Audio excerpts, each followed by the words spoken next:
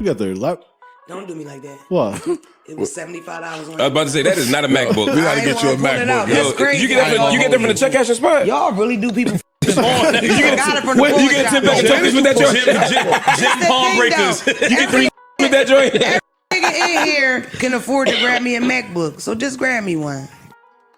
It's so big. What do you have it up here for? Heavy. What do you do with that shit? Y'all got laptops in front of y'all.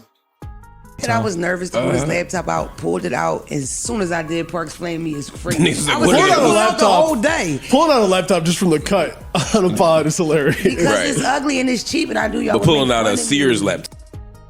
Yo, Mona, you look at Mona, yo. Y'all pissed me off. Wait, what happened? What did you do? I'll tell y'all about it at another time. We sorry. I'm sorry, I don't need your apologies. Will and Manny be red-faced and arguing next week? Will Joe's back work at all next week? Will Flip face be all balled up because he tight all day? Man. Dang. Oh no, it is almost ready to begin. Well, folks, you need to develop your ability to read the room. You must have reading skills. I'm going to go into the same territory in this episode as I did when I first discussed Mark and his time on the JBP in terms of being an intellectual bully. Additionally, kudos to Mark. I spoke with him for a considerable amount of time earlier today. We discussed business, the JBP's future, our channels, and upcoming events. Thus, kudos to Mark. I will attempt to refrain from discussing Mark. Since I'm beginning to develop a genuine relationship with Mark, I'll merely highlight what I notice.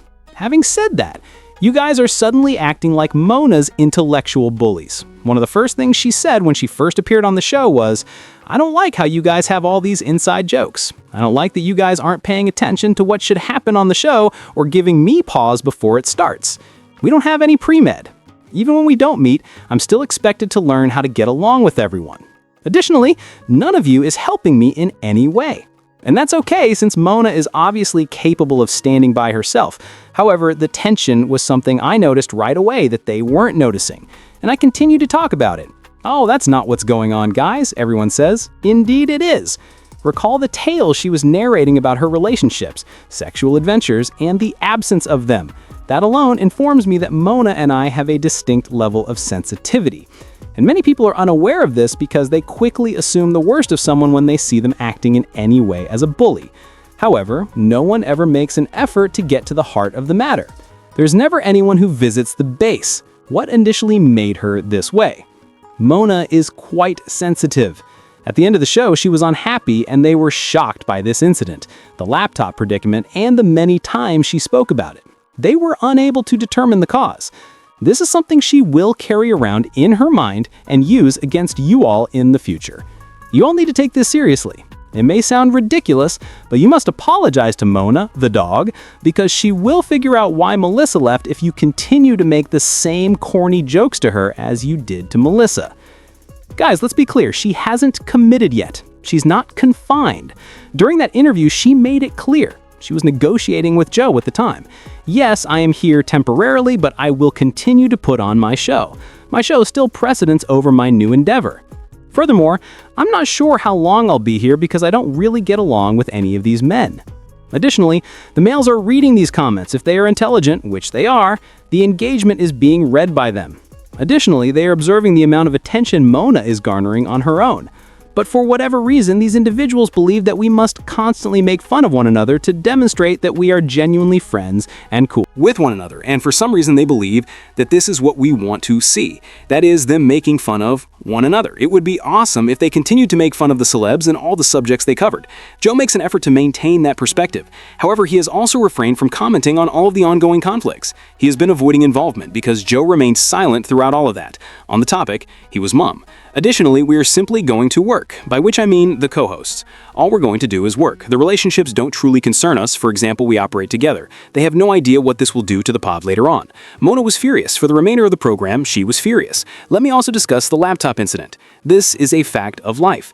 This occurs frequently in life because, let's face it, Mona will eventually purchase a more costly laptop after she determines why they have laptops up there and whether or not she actually needs one. But just because your coworkers are making fun of your laptop doesn't mean you should buy a more costly one. And it struck me as really adorable. When I saw it in real time, I was like, I just wanted to have laptops because all of you have laptops up here. She added, I'm making every effort to blend in. Since none of you are actually making an effort to get used to me, I'm doing everything in my power to get used to you. It was a very different transition from the first pawn to the second, so when I show you all the improved behavior, it's because of that. A very different individual. She came out better after a complete 180-degree turnabout. She is also demonstrating to them my willingness to go to any lengths to become used to you all, and you're going to treat me like this. This is how she interpreted it. You could assume I'm kidding. You are free to believe that I am insane or exaggerating, but my mom and I are kept quiet, which is why I'm able to detect feelings the way I do in this emotional bling. Her demeanor reminds me a lot of my mother, Mona. My mother is not from a slum, it's just how she sees things. Mona has a keen observation. She is becoming aware of the shots Mark is taking. At first I assumed it was because she had seen the pop, but she later said, I have never watched this show. The episodes I was on were behind the paywall, so I didn't even watch them. She is just now becoming aware of these things. Guys, I assure you that this will resurface. It will come up once more. And additionally, she will no longer consider them pals if they don't apologize, which could destroy their future chemistry. You two will only work. And additionally, I have a reputation for clowning. If you consider me to be a colleague, you are already too sensitive, aren't you? And she was overly sensitive because she didn't stop for the remainder of the pie. Joyo was still her name. At the end, it was all in her face even though she was still talking. At the time, you all are sensitive. What would happen if I shot you all in the ass? With Flip, we are already witnessing it. And I don't believe you're real, Flip, my dog. This was said by someone in the comments section. It was perfect. You are now living in the Pippen and Jordan era. It doesn't matter if you're Pippen or Jordan, 6 rings or 6 rings. And additionally, you serve as the team's focal point. There should be a dynamic between you and Mona that no one else in the industry is now matching or paralleling, because Howard Stern had Robin and the other Fallouts at least had someone to calm them down. What happens when 2 dynamic personalities are on the same team every day or are always at odds with one another? Flip has never been as vocal as he is now. Flip, you're also losing some of your personality, because it was quite simple to merely shoot shots at Melyssa when she was around. Fire, fire, fire.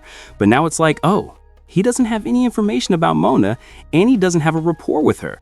She is not someone he knows from Joe Blow. He therefore has nothing to say to make her angry the way he did Melyssa. Flip no longer sees things for what they truly are.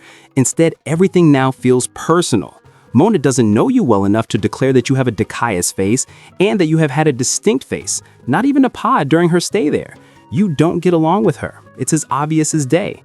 After that, you're going to accuse her of being disrespectful? Guys, really? Mona is the life jacket that you all possess but were unaware you needed. And it appears like you guys are about to pop right now. You're going to deflate it without cause. Without cause. Dog, the jokes will come later. I'm trying to explain to you all that there's a reason people talk about Mark talking all the time and they're unsure of whether he's being serious or not because of what happened when he first appeared. They have a recurring story about that. When Mona has a running narrative with you all, what happens? Breaking news. I am not required to be present. Since I'm the first host to come from a program that was already signed elsewhere, I don't need to be here. Guys, I'm not sure. I may be completely wrong, but I felt compelled to share my thoughts because I witnessed it. Mona. Yes, I did. Yes, I did. Yes, I did. It was difficult to overlook, but since we are only working, the people up there are completely unaware. Your sentiments and emotions are not being taken into consideration. Why? However, please share your thoughts in the comments area. Am I mistaken? Do you guys believe I'm right? Did any of you consider it to be a huge deal? Are you all aware of the true opposite of the reason Mona was first so angry? It goes either way. If you enjoy the video, please like it. If you haven't already, please subscribe to the page. If so, you already know how awesome we are. Man, you already know what's over here. We will continue to show up. Hey everyone, you should also visit the pavilion. But I'll see you all shortly. Come, please.